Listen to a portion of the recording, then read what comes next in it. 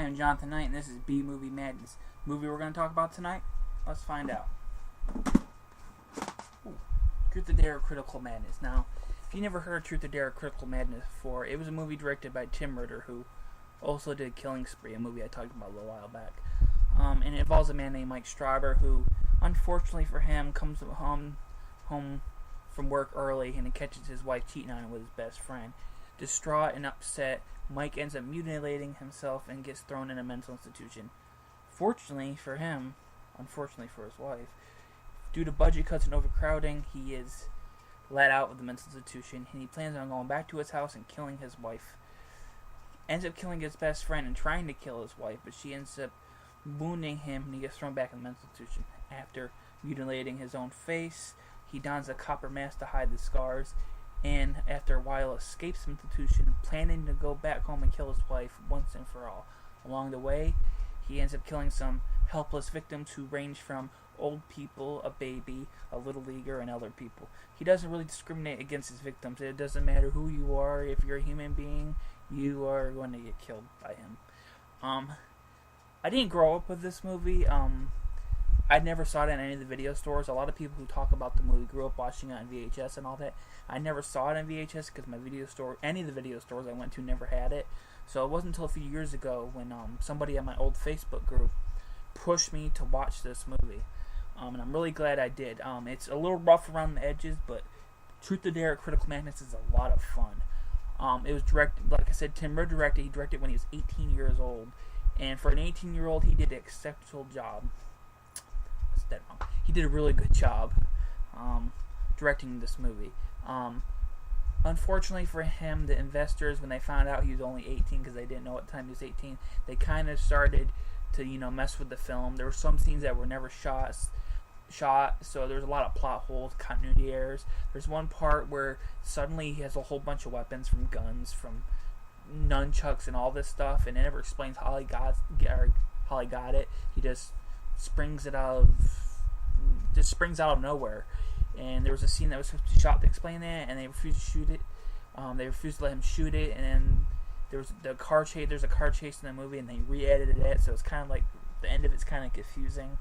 But despite all that, I thought he did a really good job. The acting is not great. The lead actor, John Brace, he has this really cheesy soap opera kind of feel to him, but it works for the movie because the movie basically is a cheesy soap opera, but with murder, mayhem, car chases, explosions, gunfiring and all that. So it works. It works in the favor. The rest of the people are but it works.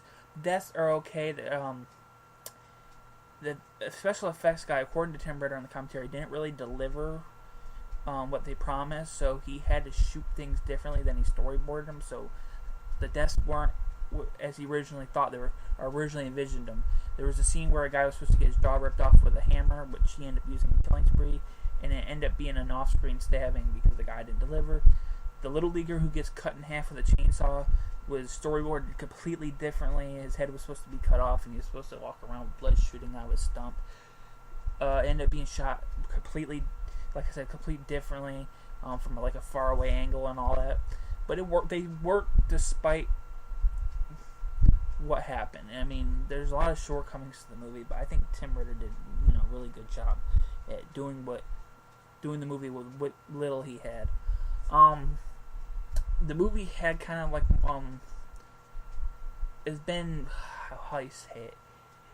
It's been talked about more a little recently, as of last year anyways, because Elijah Wood went on a talk show during when Maniac Remake was being released, and he talked about how this movie was the first horror movie he ever saw, and because of that, this is one of his favorite horror movies ever made. And he talked about it. It was on the Craig Ferguson show, I think it was. So that was really cool because at the time I had seen the movie and I was like, hey man, Tim Ritter's getting his name out there on a talk show. But I really, like I said, I really like Truth or Dare. It's really ambitious for an independent movie. It was shot in 16mm film, but it's really rough looking, and I think that has to do with the fact that they are unable to use the original elements. The investors have it, and according to Tim Ritter, they probably just burned it up. So the copy here is basically a really good VHS rip, matted in widescreen, and it looks watchable, but it does look really rough. And compared to other 16mm films that came out in that time period, it doesn't look nearly as good as those ones. But it's not bad. I mean, it's not supposed to be shown on widescreen, but they widescreen it. And the only way to watch it on DVD is in widescreen. I really wish they would release it in full frame, because you can tell that's the way that they shot the movie.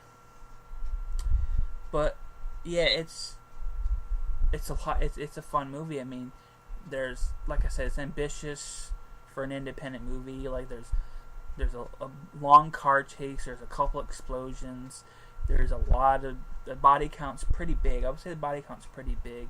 The only thing I would change, and they fix it in the sequels, but I'm going to talk about when I get to the sequels, is the mask. Not really a big fan of the mask. You know, it was supposed to be made of copper, and you know, obvious it's not copper, because when he breathes, you can see it move. I just don't like the design of it or the look of it. I mean, it's not terrible. I've seen a lot worse masks in horror movies. But when I envisioned the mask, what the sequels did is what I envisioned for this movie. But like I said, I'll talk about that more in the during the first sequel, anyways. It's not bad. It's simple, the mask, but it's not as memorable as it should be. And like I said, I think the sequel, that's what I envisioned when I thought of the copper mask. But like I said, Truth or Dare: Critical Madness is a fun film. If you liked Killing Spree, which is Tim Ritter's film that he did after this, and like I said, I talked about it before, definitely give this a shot. It's a little rougher than Killing Spree, but it's a fun film. I mean, I like Killing Spree more, but I think this is a hell of a good time. Useless fact of the day is the Backstreet Boy AJ McLean has a role in this as the young Mike Strawberry. This was his first acting thing or whatever, anything in general. I'm reading that in the back. I guess that's a fun fact, but and according to Tim Ritter, he was a very well-behaved kid. The other kids in the movie kind of were, little bastards, but he was pretty good. But I highly recommend checking out. If you like low-budget, independent, direct-to-video slasher movies, I highly recommend checking out Truth or Dare: Critical Madness. I'm Jonathan Knight, and thanks for watching. This has been B Movie Madness.